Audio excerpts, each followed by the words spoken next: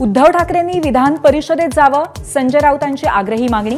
महाविकास आघाडीचा सावध पवित्रा. तर परिषदेत जायचं असेल तर शिंदेंना फोन करा, म्हस्केंचा ठाकरेंना सल्ला.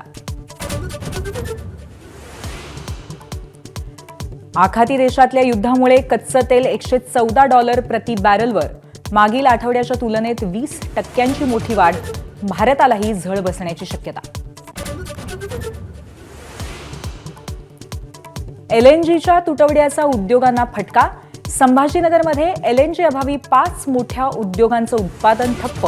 आणखी काही उद्योग ठप्प होण्याची शक्यता.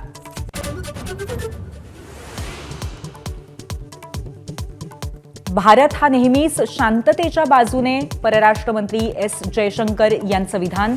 भारतीयांची सुरक्षा आमच्यासाठी सर्वोच्च. एस जयशंकर यांचं वक्तव्य.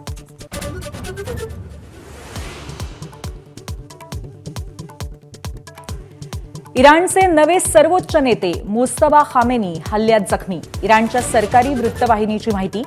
कालच मुस्तफा खामेनींची इराणचे सर्वोच्च नेते म्हणून झाली घोषणा. साताऱ्यातल्या नामांकित शाळेच्या हॉस्टेलमध्ये 24 मुलांचा लैंगिक आणि मानसिक छळ. संशयित आरोपीची जामिनावर मुक्तता झाल्यामुळे आश्चर्य. आरोपी ऋषिकेश चव्हाण केअरटेकर म्हणून करत होता काम. T20 विश्वचषक जिंकल्यानंतर देशभरात जल्लोष.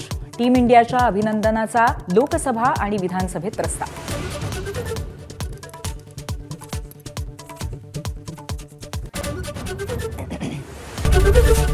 एबीपी माझा, उघडा डोळे बघा नीट.